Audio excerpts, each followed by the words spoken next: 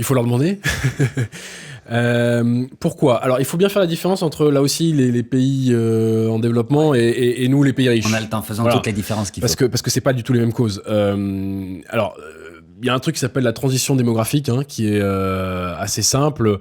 En gros, les pays sont dans un état démographique très forte mortalité, très forte natalité.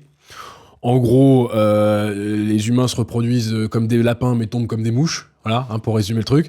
Au bout d'un moment, la mortalité se met à baisser parce qu'il y a des progrès scientifiques, médicaux, santé publique, etc.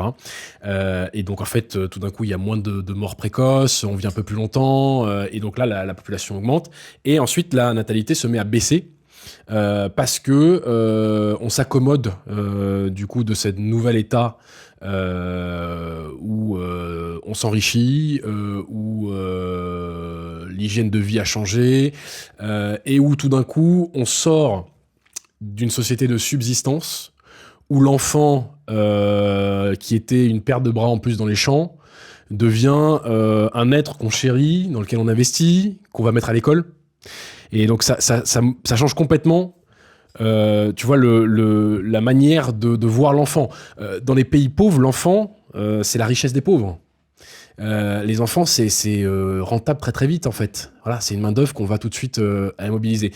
Dans les pays, quand on commence à s'enrichir, donc quand on passe par cette transition démographique là aussi, et ben l'enfant voilà devient quelque chose qu'on commence vraiment à chérir et dans lequel on investit, donc on fait moins d'enfants et on investit plus dans l'enfant, et ça joue énormément.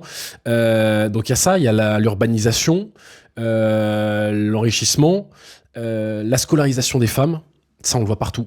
Dès qu'on met les femmes, donc on leur ouvre les portes de l'école, des universités, on leur donne les mêmes moyens et opportunités que les hommes, on leur apprend aussi à connaître leur corps, les droits des femmes en plus de ça, la contraception, la possibilité en fait de rentrer dans une ère moderne des enfants désirés.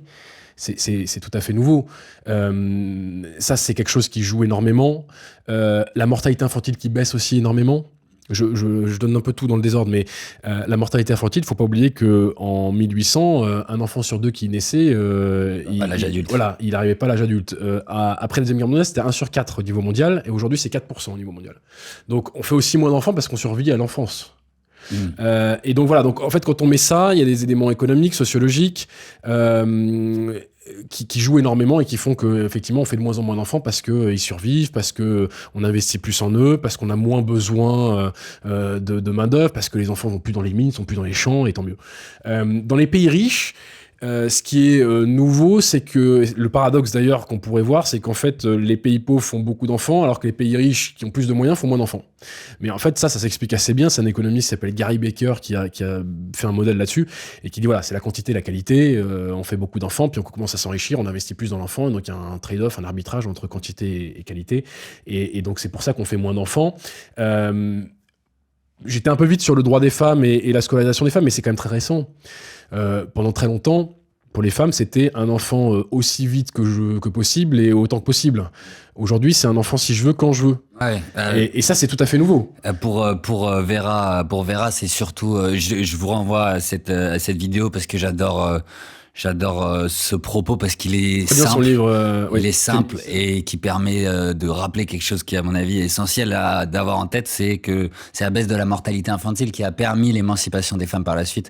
Parce que dans une société où on avait effectivement besoin d'enfants, simplement même pour prendre soin de soi au niveau individuel, même pas au niveau de la société, mais on n'avait pas de système de retraite, on avait besoin d'avoir des gens qui travaillent au champ quand nous n'en étions plus capables, et pour ça il fallait produire beaucoup d'enfants pour avoir la chance d'en avoir Exactement. au moins 2 qui survivent, et au moins un qui s'occupe de nous.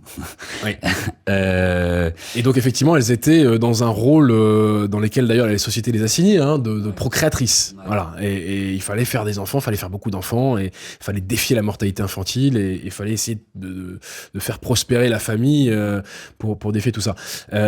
Aujourd'hui, c'est plus le cas, heureusement. Il y a eu la révolution sexuelle. Aujourd'hui, on a réussi à séparer sexualité et reproduction. Ça aussi, c'est tout à fait nouveau. Et donc, les femmes ont le contrôle de leur corps. Les femmes choisissent si elles veulent être maman ou pas. Et donc, aujourd'hui, l'enfant, c'est Paul Lyonnais qui explique ça très bien. Il dit c'est devenu une fonction du désir d'enfant, alors qu'avant, c'était une fonction de la mortalité. Et c'est vrai que maintenant, on parle de désir d'enfant. D'ailleurs, nos ancêtres, ils riraient en entendant parler de désir d'enfant. Enfin, pour eux, c'était quelque chose de vital, de subsistance. Nous, aujourd'hui, on a cette liberté-là de se dire, est-ce qu'on veut un enfant ou pas? Est-ce qu'on en a besoin ou pas? Effectivement, tu le rappelais, il y a des assurances retraite maintenant, système de retraite qui fait qu'on n'a pas besoin d'avoir un enfant pour toucher une retraite. Voilà. Donc, pourquoi ça baisse? Pour toutes ces raisons-là. Par contre, en fait, ce qui est nouveau, c'est que pourquoi ça continue à baisser? Parce qu'on ça explique en gros comment on passe de 6 à 2. En gros, voilà. Ouais. Et maintenant, comment ça se fait qu'on passe de 2 à 1 à 0,7? Ça, c'est un vrai mystère. Et ça, on se pose beaucoup la question. Alors, il y a plein d'explications. Il y a l'explication sociologique que certains avancent très bien. Les travaux de Julien Damon là-dessus sont très intéressants. De dire, en fait, en gros, il y a plus de célibataires. Il y a plus de ruptures, les couples durent moins longtemps. Et donc, en fait, on a de plus en plus de mal à rencontrer peut-être l'âme sœur. On est peut-être moins dans la longévité de la famille, du couple, et peut-être plus individualiste, je sais pas. Et donc, ça, en fait, effectivement, ça fait baisser la taille des familles. Les familles qui se séparent plus facilement, plus rapidement, en fait, on fait un enfant, on se sépare. Alors, Julien Damon, il explique qu'il faut recomposer les familles. Et c'est vrai, quand on voit que les familles se recomposent, il y a un enfant qui vient en plus. Donc ça joue aussi beaucoup. Alors qu'avant, si vous passiez 50 ans de votre vie avec la même personne, c'était plus facile de faire 3-4 ans. Avoir 3 parents maintenant. Il a Oui. son beau-père. Et Oui. du coup, c'est vrai que Famille il joue recomposée. le rôle d'enfant pour 3 personnes au lieu de 2. C'est vrai que je l'avais Exactement. pas ça, mais c'est vrai que ça joue aussi. ça joue, ouais. Ça joue énormément. Donc à ça. Il a 2 lits, il a 2 chambres. Ouais, exactement. Il y a aussi. Pour reprendre les paroles d'Alain Souchon, le ultra-moderne solitude, effectivement, du fait que on s'aperçoit qu'il y a de plus en plus de gens qui sont seuls, qui vivent seuls, qui passent leur vie seuls, et donc qui n'ont peut-être pas rencontré l'âme sœur. Et ce qui est d'ailleurs très paradoxal dans un monde où on a quand même maintenant des outils technologiques, digitaux, où on a le choix absolu finalement de trouver quel partenaire. Le fait que ce soit le Japon et la Corée du Sud qui soient le plus en crise montre que, parce qu'il y a beaucoup de gens qui vivent, on les appelle les otaku, je crois. Alors au Japon, c'est oui, effectivement. C'est des gens qui, enfin, je sais pas si c'est, ouais, je crois que c'est ça, mais je suis pas sûr. Des gens qui. Ikikomori aussi, les Japonais qui déprimés tout seuls dans leur chambre. Qui sont... Oui, non, otaku, je crois que c'est peut-être fan de manga, je sais plus. Bon, tentative avortée. Mais effectivement, dans ces pays-là, il y a une part de la population qui a cultivé, alors je sais pas si c'est tout à fait par choix, mais la solitude. Et ça doit expliquer une partie de leur... En tout cas, on voit que le taux de célibat, le taux de séparation sont beaucoup plus élevés que par le passé. Et donc forcément, ça limite le nombre d'enfants. Donc il y a les aspects sociologiques, technologiques. Il y a David Duhamel aussi qui a écrit un bouquin magnifique, Un monde sans enfants, où il explique, lui, c'est la technologie aussi, c'est MeToo, c'est la divergence entre les sexes aussi. On voit maintenant un gender gap entre les jeunes femmes et les jeunes hommes qui peuvent aussi expliquer tout ça. Bon, moi, c'est des sujets, je trouve intéressants, mais c'est pas mes sujets de prédilection, ceux sur lesquels j'ai travaillé, mais c'est des facteurs qui peuvent clairement jouer. Il y a aussi, on commence à le voir dans les sondages, l'éco-anxiété, ce dont on parlait. Ça peut commencer à jouer, effectivement, d'avoir un peu peur de l'avenir du monde et de se dire que c'est peut-être pas forcément un monde dans lequel on a envie d'élever un enfant. Petite parenthèse d'ailleurs, parce que tout à l'heure je voulais te reprendre, mais j'ai pas eu le temps. Il y a un démographe canadien, Paul Morland, qui a une très bonne phrase pour objecter ça, qui dit, il explique en fait, c'est vrai que le monde il a jamais été aussi accueillant pour la vie, mine de rien. Quand on regarde justement la vie humaine, il a jamais été aussi accueillant. Quand on regarde, on n'a jamais vécu aussi longtemps, aussi bonne santé, etc. Et donc il dit, si on estime qu'il faut pas mettre un enfant au monde vu l'état dans lequel il est, alors nos ancêtres devaient être fous ou méchant. Mais t'as répondu à cette phrase, oui. Puisque c'était pas, il le faisait pas par choix. T'as bien lu, voilà. Mais je trouve quand même que cette phrase est intéressante. Et puis d'ailleurs, ça permet. On revient juste vite fait sur ce qu'on disait sur l'enfant. En fait, je trouve que l'enfant permet aussi d'inverser la charge de la preuve parce que il permet. Moi, ceux qui disent ah oui, mais je veux pas mettre un enfant dans un monde réchauffé. Je dis, c'est irresponsable de mettre un enfant dans un monde réchauffé. Mais moi, je trouve qu'il est d'abord irresponsable de laisser un monde en réchauffement à nos enfants. Même si c'est pas le tien. Et oui. Donc en fait, il y a une forme de capitulation, de dire mais finalement voilà, c'est fini. Alors qu'un enfant, c'est une résistance. C'est justement de se dire non, mais on va se battre pour que ce monde-là, on laisse un monde viable. Bon bref, je referme la parenthèse. Mais voilà, ça joue beaucoup effectivement sur l'éco-anxiété. On le voit dans les sondages chez les très jeunes. On le voit pas encore trop sur les intentions de fécondité. Parce que c'est une chose de dire à 16 ans, je veux pas faire d'enfant parce que j'ai peur pour la planète. 10 ans après, si vous avez trouvé la bonne personne, les bonnes conditions, vous avez peut-être changé la vie. Faut voir en gros si vraiment ça se matérialise dans les naissances. Ça, pour l'instant, on ne le voit pas encore. Voilà, donc ça, c'est plusieurs facteurs. Pourquoi ça baisse? Et alors moi, il y a des facteurs vraiment qui, pour moi, sont très importants. C'est les facteurs économiques. Et je pense qu'il y a dans cette baisse des naissances, en France et dans beaucoup de pays riches, une partie complètement involontaire. Parce que si la baisse des naissances, elle est volontaire, si les gens veulent plus faire d'enfants, mais c'est leur liberté. On est aux dernières nouvelles dans un pays libre, on va pas aller leur dire qu'il faut faire des enfants. Mais si en fait les naissances baissent parce que on s'aperçoit que les gens sont contraints dans leur désir d'enfant, en tout cas dans la réalisation de ce désir, alors il y a un problème. Et moi, toute la thèse de mon livre, c'est ça, c'est qu'en fait, on s'aperçoit que dans les enquêtes, qu'il y a une différence entre la volonté et la réalité. Quand on demande aux Français combien d'enfants ils veulent faire, en moyenne, ce qu'ils disent, c'est 2,3. Voilà, alors ça vaut ce que ça vaut, mais c'est quand même des enquêtes qui sont faites de manière assez robuste, très méthodologiquement, très très bonne. Et or, on est 1,6 enfants en moyenne par femme. Donc il y a un truc bizarre où on fait moins d'enfants que ce qu'on veut. On s'aperçoit d'ailleurs dans les enquêtes qu'il y a plus de femmes sans enfants que de femmes qui disent ne pas vouloir d'enfants. Donc il y a quelque chose vraiment, un décalage comme ça, qui moi me fait dire qu'il y a aussi de l'infécondité involontaire. L'infécondité volontaire, ceux qui veulent pas faire d'enfants pour la planète, je sais pas, ils ont même pas à se justifier, c'est leur liberté la plus totale, ils font ce qu'ils veulent.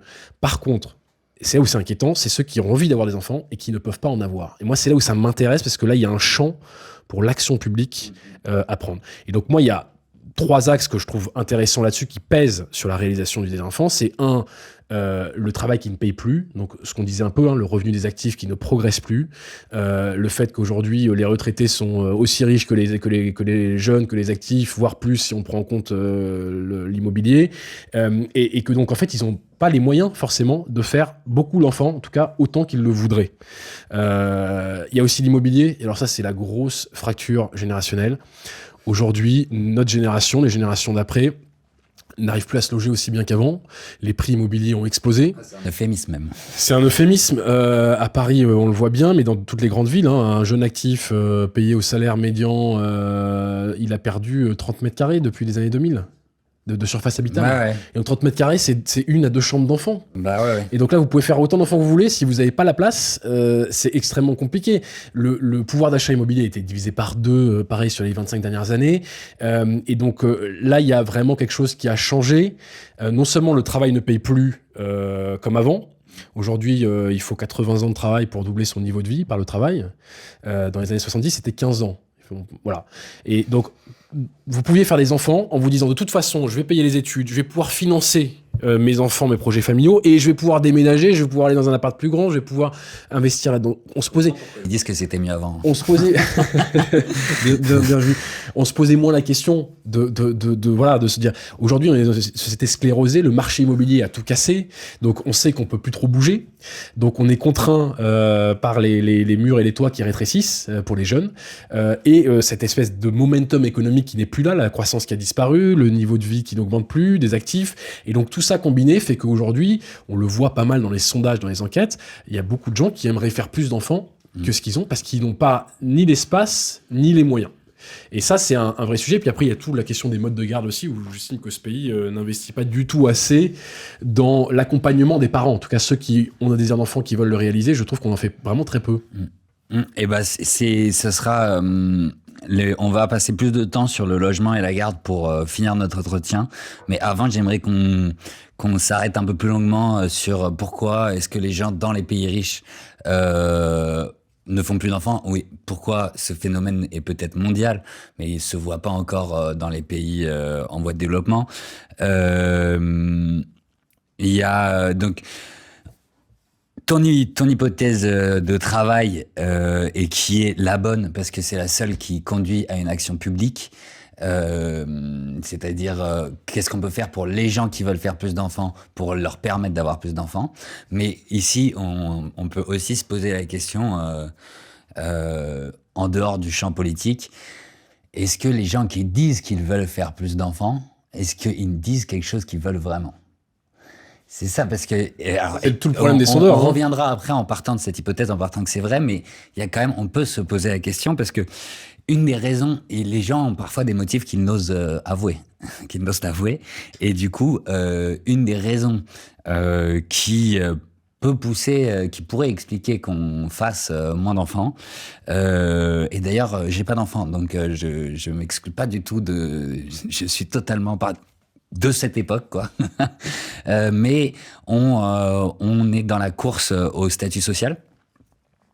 Plus qu'avant. Il y a une espèce de compétition sociale qui s'est accentuée et les enfants, le coût d'avoir un enfant rentre beaucoup plus en compte. Alors évidemment, il est d'autant plus élevé que les conditions économiques ne sont pas les mêmes, mais il y a beaucoup de gens qui vont faire passer leur carrière avant le fait d'avoir un enfant et qui se disent au fond tant pis. Tu vois, c'est plus... Il y a des gens qui revendiquent le fait de ne pas vouloir d'enfants, mais il y a des gens qui disent qu'ils en veulent, mais en fait, ils en veulent pas tant que ça. C'est plus dans le top de leur priorité. Oui, alors je vois ce que tu veux dire.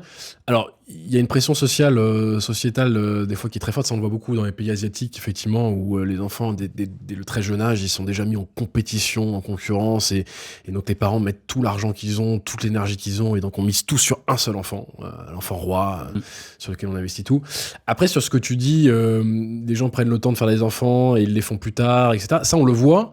Et d'ailleurs, quand vous êtes une femme, aujourd'hui, c'est tout à fait logique d'attendre pour faire un enfant. Parce que ce sont les femmes qui payent le prix économique et social de faire un enfant. Ce sont elles. Hein. Alors les hommes un peu aussi, mais beaucoup moins. Ouais. Ce sont elles qui le payent par une carrière plus hachée, une progression salariale moindre.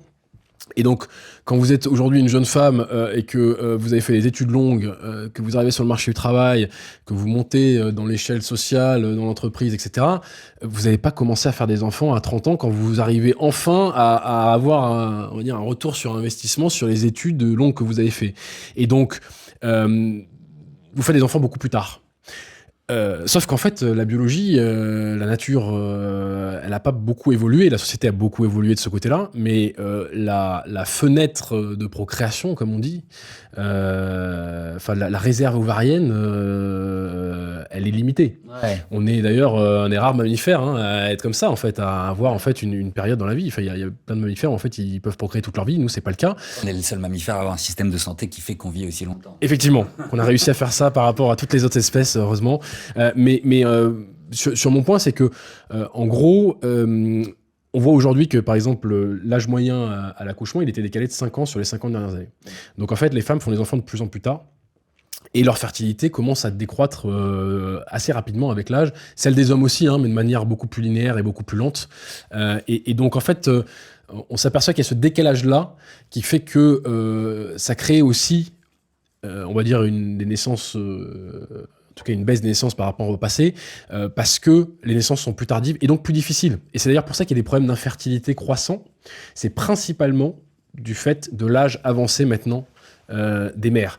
Mais encore une fois, c'est tout à fait rationnel en fait de vouloir avoir des enfants plus tard, une fois qu'on est enfin arrivé là où on voulait. Pour les hommes, c'est plus facile parce qu'on peut attendre plus longtemps et continuer à en faire, même si, encore une fois, la fertilité baisse aussi pour les hommes. Mais pour les femmes, c'est beaucoup plus rapide et du coup, c'est beaucoup plus contraignant pour elles. Et c'est d'autant plus contraignant que c'est elles qui payent l'enfant dans leur carrière. Ça, effectivement, c'est une donc autre ça piste, joue énormément. Et ça, c'est une autre piste politique à vraiment creuser. Et là, les derniers, du coup, qui me plaisent, moi, comme hypothèse, mais c'est vraiment pour savoir si tu les avais vus mentionner quelque part. Il me semble qu'il y a des gens qui parlent du fait qu'on ait exploré la Terre entière et que du coup, l'absence de mystère ne nous conduise pas à avoir envie du futur et de perpétuer l'espèce comme s'il y avait un futur... un futur qui n'attendait que nous. Alors bon, c'est une hypothèse que j'ai entendue. Parce qu'on aurait exploré toute la Terre. D'un point de vue d'une sensibilité humaine. D'accord. La Terre, je crois qu'on l'a explorée en totalité. Oui, mais maintenant au début du siècle dernier. Non, et pourtant, on a eu un baby boom entre temps et on a eu. Donc, je sais pas, je suis moins sûr de cette explication. J'entends, et sinon, peut-être que tu as vu le suicide de l'espèce. Tu as dit que c'est une respiration de la population qui se. Et en fait, il y a plein d'espèces qui qui, une fois qu'elles ont colonisé tout leur environnement, cessent de se reproduire. C'est un phénomène naturel. Et il y a des gens qui font l'hypothèse, évidemment non prouvée, que c'est ce qui pourrait être en train de nous arriver. Mais tu vois, c'est intéressant parce que je te sens plus pessimiste que moi sur ces sujets-là. Mais pourquoi parler tout de suite de suicide ? Parce que, encore une fois, là, on est sur une... Alors, certains pays, ça va aller très très vite, mais la Corée du Sud, ils vont continuer à exister. Ils seront beaucoup moins nombreux, mais ils vont continuer à exister. Alors, après, on peut faire jusqu'à la fin des temps et regarder, extrapoler sur des millénaires. Mais Au risque, quand on a perdu tous ces petits bonhommes, en général, au bout d'un moment. Mais qu'est-ce qui te dit que ça va pas repartir à un moment et que la vague, à un moment, elle va remonter ? Pourquoi pas ? On sait pas. On sait pas. Mais moi, je parlerai pas de suicide de l'espèce ou quoi que ce soit, parce que c'est encore une fois une inflexion. En tout cas, au niveau mondial, c'est une inflexion très très lente. Il va pas y avoir d'effondrement. Ça va être très très lent, mais ça va être orienté à la baisse. Et par exemple, en France, quand on regarde en France, nous, on va être autour de 70 millions jusqu'à la fin du siècle. On va pas bouger. On va rester très stable. Voilà, parce qu'il y a de l'immigration, parce qu'on a encore des jeunes, et parce qu'on vit longtemps. Et donc, en fait, ça va pas s'effondrer. D'autres pays vont continuer à croître, l'Afrique subsaharienne, certains pays, l'Amérique du Nord. Donc, je serais quand même beaucoup plus nuancé que toi. C'est pas parce que ça s'inverse que tout d'un coup, ça va arriver à zéro. Non, mais tu c'est vois pas parce que ça devient négatif que tout d'un coup, il y aura plus personne. Ouais, non, mais c'est des causes, c'est des causes plus psychiques. Tu vois, que j'écarte pas totalement dans le fait que les gens cessent de faire des enfants, parce qu'il y a beaucoup de gens qui n'en font plus. Et donc voilà. Enfin, il n'y en a pas tant que ça en vrai. Quand on regarde les... Alors c'est difficile à mesurer parce qu'il faut attendre que les gens aient vécu leur vie pour mesurer ça. Mais même dans les sondages, en France, c'est entre 10 et 15% pour l'instant. Ouais. Il faut faire attention aussi, il y a un espèce d'effet de loupe un peu médiatique là-dessus. Ils sont en augmentation, ça c'est sûr. La proportion des no kids, des gens qui n'ont pas d'enfants ou qui veulent pas d'enfants, enfin si on met tout le monde dans le même sac, ça reste une archi-minorité de la population. Une minorité qui est en croissance, mais on en parle beaucoup, mais comme souvent, on parle beaucoup de ce qui fait du bruit et pas forcément de ce qui est le plus nombreux. Je suis un peu dans le scénario Doomsday dont tu as parlé, tu sais, l'engrenage... Le piège. Ouais. Le piège, parce que, par exemple, on voit des signes restaurants sans enfants se multiplier. Donc la norme sociale se fait de plus en plus prégnante, que les enfants sont pas toujours les bienvenus. C'est vrai qu'il y a moi quelque chose qui me dérange, c'est que en fait, la dénatalité, le risque aussi, c'est qu'on s'y habitue. Et tu parles des restaurants sans enfants, maintenant il y a des vols sans enfants, des hôtels sans enfants. En Corée du Sud, c'est un vrai problème. Ils sont complètement schizo là-dessus parce que ils ont besoin d'enfants et en même temps, les lieux sans enfants se multiplient. Mais pourquoi ? Parce qu'en fait, on s'aperçoit que la disparition, la raréfaction des enfants, en fait, ça nous rend intolérants envers les enfants. Bien sûr. Et moi, je peux te dire que depuis que je suis jeune papa, je le remarque énormément quand on demande une chaise haute dans un restaurant ou quand on rentre dans un avion ou dans un train avec un bébé. C'est très bizarre. Les gens préfèrent qu'il y ait un chien. Alors que, j'étais pas là, mais dans les années 60, de ce que je lis, de ce que je vois, tout ça, la France était un pays où c'était une cour de récréation grouillante d'enfants. La France dans les années 60. Enfin, je veux dire, c'était en plein baby-boom. Ça criait, ça courait de partout. Faut lire Alfred Sauvy, il dit la France repousse, la France revit. Ouais. Et du coup, en fait, quand il y a plus d'enfants, on s'habitue à ne plus les voir. Et on devient intolérant au bruit et à la fureur des enfants. Ouais, et ça, c'est vrai que c'est quelque chose assez spécial. Et on revient sur les normes sociologiques. En fait, on s'habitue à ça.